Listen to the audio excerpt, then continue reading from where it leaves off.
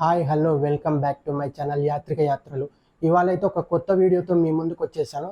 Present నేనైతే కాళేశ్వర క్షేత్రానికి వెళ్తున్నాను. ఈ క్షేత్రానికి వెళ్ళడానికి 2 కారణాలు ఉన్నాయి. ఒకటేమో ఆ క్షేత్రాన్ని దర్శించుకోవడం, ఇంకొకటి సరస్వతి పుష్కరాలు.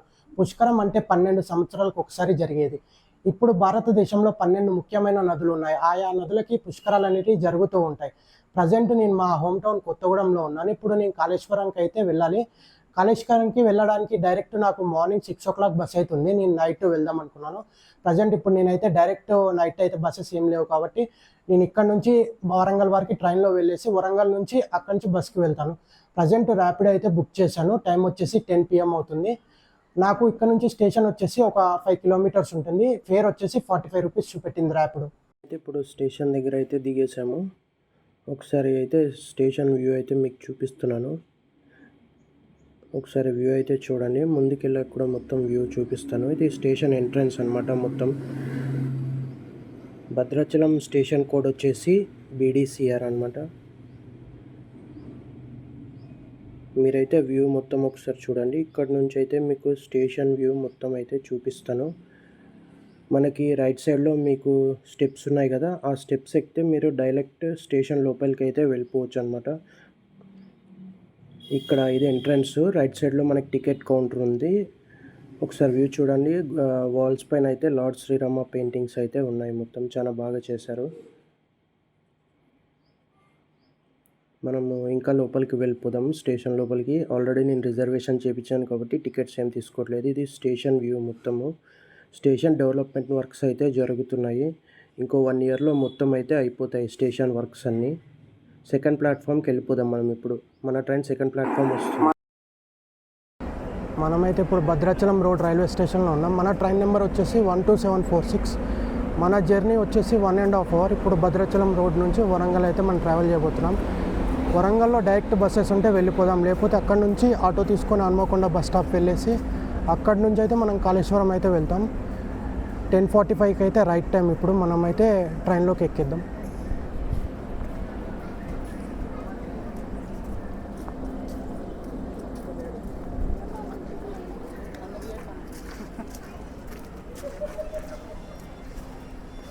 మన బోగి వచ్చేసి S9 అనమాట. ఇప్పుడు S9లో మన 3 బస్సెస్ ఉన్నాయి, 33, 36, 39.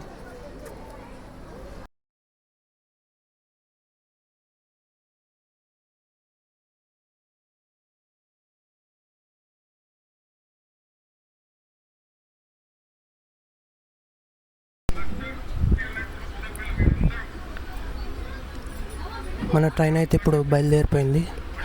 ఎగ్జాక్ట్గా టైం వచ్చేసి 10:50 అవుతుంది. చూడండి ఒకసారి స్టేషన్ లుక్ మొత్తం. నేనైతే మధ్యలో 5 stops అయితే ఉన్నాయి, అవి అయితే తీయట్లేదు.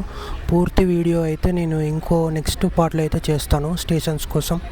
ప్రజెంట్ అయితే ఇప్పుడు నేను వరంగల్లో దిగాక అక్కడి నుంచి మళ్ళీ వీడియో స్టార్ట్ చేస్తాను.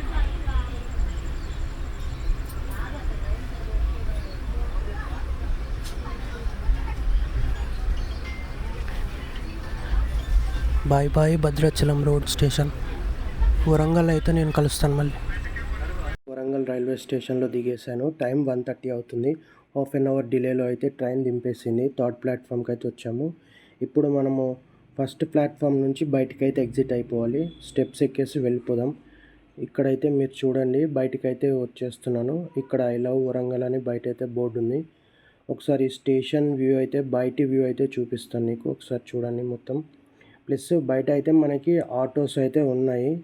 ఒకసారి వెళ్ళేసి ఆటోస్ అయితే ఎంతో ఛార్జెస్ కనుక్కొని హన్మకొండ బస్ స్టాప్ వెళ్ళిపోదాం. నాకైతే 50 rupees అయితే ఛార్జ్ చేశారు ఆటోస్. హన్మకొండ బస్ స్టాప్లో దింపారు. మీరైతే ఇప్పుడు హన్మకొండ బస్ స్టాప్ అయితే చూస్తున్నారు కదా, ప్రయాణ ప్రాంగణం హన్మకొండ. లోపలికి అయితే వెళ్ళిపోదాం. ఒకసారి లోపలికి అయితే ఎంట్రన్స్ అయితే దాటి వచ్చేసాను. ఒకసారి వ్యూ అయితే చూడండి. నైట్ టైం కూడా క్రౌడ్ అయితే చాలా ఉంది అనమాట బస్ స్టాప్స్ అయితే. మనమైతే ఇప్పుడు 10th ప్లాట్ఫామ్కి అయితే వెళ్ళాల్సి ఉంది. కాళేశ్వరం వచ్చేసి 10th ప్లాట్ఫామ్లో బస్సెస్ అయితే ఉన్నాయి. వ్యూ అయితే చూడండి. 10th ప్లాట్ఫామ్కి అయితే వచ్చేసాను. బస్ అయితే రెడీగా ఉంది, కాళేశ్వరం బస్. ఇప్పుడు మనమైతే ఇప్పుడు ఎక్కేద్దాం బస్ అయితే. ఎగ్జాక్ట్గా టైం వచ్చేసి 2:30 అవుతుంది. ప్రజెంట్ మనం అయితే 118 kilometers అయితే ట్రావెల్ చేయబోతున్నాము. ఈ జర్నీలో పరకాల్, భూపాల్పల్లి, మాదేవ్పూర్ మీదుగా అయితే కాళేశ్వరం వెళ్తుంది. ప్రజెంట్ అయితే మన జర్నీ టైం వచ్చేసి 2.5 అవర్స్. టికెట్ ఫేర్ వచ్చేసి ఫర్ హెడ్ ఒక్కరికి 190 రూపీస్ అయితే ఛార్జ్ చేస్తున్నారు. ఇందులోకి వెళ్ళి అయితే బస్ స్టాప్ వ్యూ అయితే చూడండి. ఇదంతా హన్మకొండ బస్ స్టాప్ అనమాట. మీకు ఒకసారి వ్యూ అయితే చూపిస్తున్నాను. మార్నింగ్ 6 AM అయితే అవుతుంది. ఇప్పుడే నేను కాళేశ్వరం బస్ స్టాప్ రీచ్ అయ్యాను. కాళేశ్వరంకి అయితే బస్ స్టాప్ లేదు. పుష్కరాల టైం కాబట్టి ఆల్టర్నేటివ్గా బస్ స్టాప్ అయితే ఏర్పాటు చేశారు. బస్ స్టాప్ దగ్గర మనకు వాష్రూమ్స్ కూడా ఉన్నాయి, మీరు యూస్ చేసుకోవచ్చు. మార్నింగ్ అయితే గోదావరి ఘాట్కి బస్సెస్ అయితే ఉన్నాయి, కానీ నేను వెళ్ళిన టైంలో అయితే ఇంకా రెడీలో లేవు. సో అక్కడ బయట ఆటోస్ ఉన్నాయిగా, ఆటో అయితే ఎక్కేసి వెళ్ళిపోతాను నేను. నాకైతే ఆటోకి 20 రూపీస్ అయితే పర్ హెడ్ ఛార్జ్ చేస్తున్నారు. నేనైతే ఇప్పుడు స్టార్ట్ అయిపోయాను గోదావరి ఘాట్ దగ్గరికి అయితే. ప్రజెంట్ అయితే మనం వెళ్ళిపోదాము. అక్కడికి వెళ్ళాక మీకు మొత్తం ఎక్స్ప్లోర్ చేస్తాను. రోడ్ వ్యూ అయితే చూడండి. వాన పడుతున్నట్టు క్లైమేట్ అయితే క్లౌడీగా ఉంది. వాన అయితే స్టార్ట్ అయ్యేటట్టు అయితే ఉంది. నాకైతే ప్రజెంట్ చూద్దాం, వాన పడ్డం మనకైతే ప్రాబ్లం అయితే ఏమీ లేదు. వాటి దగ్గరికి రీచ్ అయిపోయాము. అక్కడ చూడండి చుట్టుపక్కల మొత్తము కొబ్బరికాయల షాప్స్ అన్నీ ఉన్నాయి. అయ్యగారులు కూడా ఉన్నారు. పిండ ప్రధానాలు ఏమైనా చేయించుకోవాలన్నా కానీ వాళ్ళతో కన్సల్ట్ అయ్యి మీరు చేసుకోవచ్చు. ప్రజెంట్ అయితే మనకి ఘాట్ పక్కన కూడా చుట్టుపక్కల వాష్రూమ్స్ ఉన్నాయి. మీరు బస్ స్టాప్ కాకపోయినా ఇక్కడైనా యూస్ చేసుకోవచ్చు. మనకి బస్ స్టాప్ అక్కడ ఎంట్రన్స్లో అయితే టెంట్ సిటీస్ కూడా ఉన్నాయి. 3000 అయితే ఛార్జ్ చేస్తున్నారు. yathradam.orgలో కూడా మీరు వెళ్ళి ఆన్లైన్లో బుక్ చేసుకోవచ్చు అనమాట. టెంట్ సిటీస్ పక్కనే చిల్డ్రన్స్ ఆడుకోవడానికి కూడా మనకి ఫెసిలిటీస్ అయితే ఉన్నాయి. మనమైతే ఇప్పుడు ఘాట్ దగ్గరికి అయితే వెళ్ళిపోదాము.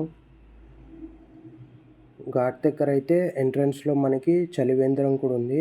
ఎవరైనా వాటర్ తాగాలన్నా కానీ ఫ్రీ సర్వీసే తాగొచ్చు అనమాట. ఎంట్రన్స్లో అయితే మనం ఉన్నాము. మీకు చూడండి వాటర్ అయితే అవపడుతున్నాయి కదా. మనమైతే దగ్గరికి అయితే వెళ్దాం. ప్రజెంట్ మీకు ఘాట్ వ్యూ అయితే పైనుంచి చూపిస్తాను, ఒకసారి చూడండి. ఘాట్ వ్యూ అయితే మొత్తం చూడండి. ఇది ఘాట్ వ్యూ అనమాట. అక్కడ వాటర్ అవపడుతున్నాయి కదా, అక్కడికైతే మనం వెళ్ళాలన్నమాట. పైనుంచి ఒక 1/2 కిలోమీటర్ అయితే ఉంది కిందికి. మనం వాకబుల్ డిస్టెన్స్ వెళ్ళాలి. ఈ చుట్టుపక్కల చూశారు కదా, అదంతా గంగా హారతి ఇవ్వడానికి అవన్నీ ఏర్పాట్లు అయితే చేశారు. మనం అక్కడికి వెళ్దాం. అక్కడికి వెళ్ళి అది కూడా మీకు మొత్తం చూపిస్తాను.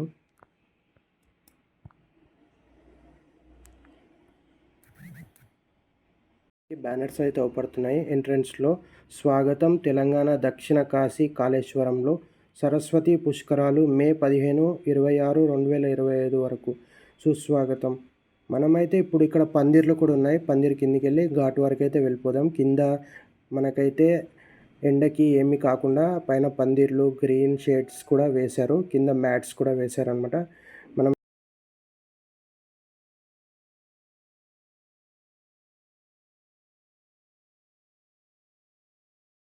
గోదావరి ఘాట్కి అయితే రీచ్ అయ్యాను.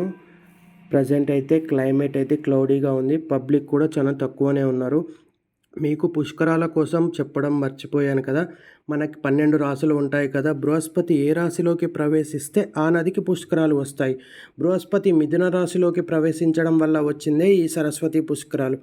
మన భారతదేశంలో 12 ముఖ్యమైన నదులు ఉన్నాయి. వాటి పేర్లు చెప్తాను. గంగా, నర్మదా, సరస్వతి, యమున, గోదావరి, కృష్ణ, కావేరి, భీష్మ, పుష్కరవాహిని, తుంగభద్ర, సింధు, ప్రాణహిత. మన భారతదేశంలో 12 ముఖ్యమైన నదులు ఇవేనండి. పుష్కరాలు ఈ 12 నదులకే వస్తాయి. ఈ పుష్కర కాలంలో సరస్వతి నదిలో ఒక విశ్వసనీయ శక్తి అంతర్లీనమై ఉంటుంది. అందులో స్నానం చేయడం వల్ల మన పాప కర్మలు తొలగిపోతాయి, పాపాలు తొలగిపోతాయి, పుణ్యాలు ప్రసాదించి ఈ పుష్కర స్నానం చేయడం కూడా మన పూర్వజన్మ సుకృతం. మనం ఎంతో అదృష్టం చేసుకుంటే కానీ ఈ పుష్కర స్నానం అనేది చేయలేము. అందరూ తప్పకుండా వచ్చి పుష్కర స్నానం చేసుకోండి.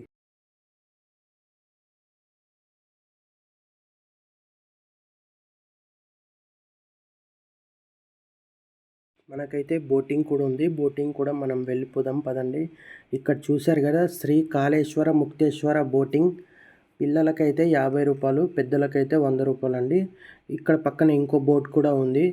మీరు విడిచిన వస్త్రాలు ఉంటాయి కదా, అవి అక్కడైతే పారేయకండి. డస్ట్బిన్ అయితే ఉంది, ఆ డస్ట్బిన్లో అయితే వేసేయండి. గోదావరి మనందరిది కదా, మనమే కాపాడుకుందాం పర్యావరణాన్ని.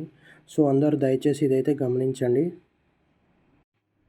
ఒకసారి వ్యూ అయితే చూపిస్తున్నాను. ఇది బోటింగ్ పాయింట్ వ్యూ అనమాట. మొత్తం ఒకసారి చూడండి. అక్కడ మనం అయితే బోటింగ్ ఎక్కాలి. పదండి, బోట్ అయితే ఎక్కేద్దాం ఒకసారి. మనం వ్యూ అయితే చూపిస్తున్నాను చూడండి. గోదావరి ఘాట్ నుంచి కాళేశ్వరం గురించి మీకు చెప్పలేదు కదా. కాళేశ్వరం త్రిలింగ క్షేత్రాల్లో ఒకటి. ద్రాక్షారామం, శ్రీశైలం, కాళేశ్వరం ఈ 3 త్రిలింగ క్షేత్రాలు. ద్రాక్షారామ భీమేశ్వరుడు, శ్రీశైలం మల్లికార్జునుడు, కాళేశ్వర ముక్తేశ్వరుడు ఈ మధ్య త్రిలింగ దేశమే, అది తెలుగు భాషగా ఉద్భవించింది. అటువంటి మహాక్షేత్రంలో త్రివేణి సంగమం ఉంది. మీరు చూస్తున్నారు కదా, గోదావరి, ప్రాణహిత, సరస్వతి 3 నదుల సంగమం. కనిపించేది గోదావరి ప్రాణహిత అయినా అంతర్గామినిగా సరస్వతి నది ప్రవహిస్తూ ఉంటుంది. చూడండి ఈ వ్యూ అయితే, ఇది మొత్తం అదేనండి. ఇక్కడ వ్యూ చూపిస్తున్నాను మీకు.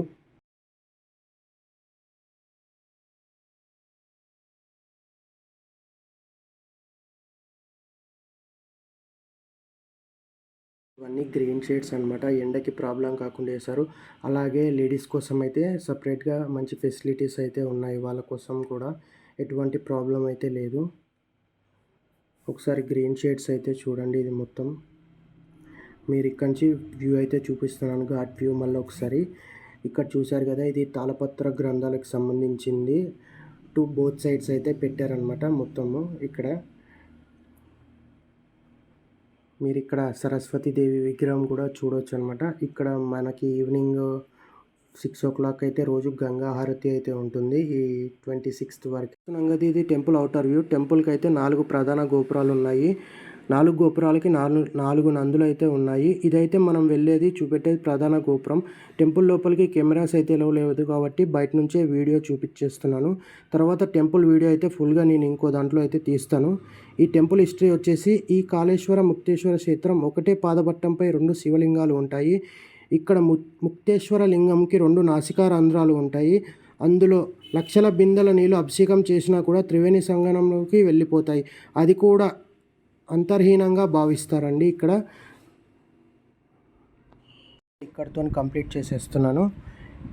మీకు ఈ వ్లాగ్ నచ్చినట్టయితే లైక్, షేర్, సబ్స్క్రైబ్ అయితే చేసుకోండి. మీ యాత్రికులు సైనింగ్ ఆఫ్ ఫ్రమ్ కాళేశ్వరం.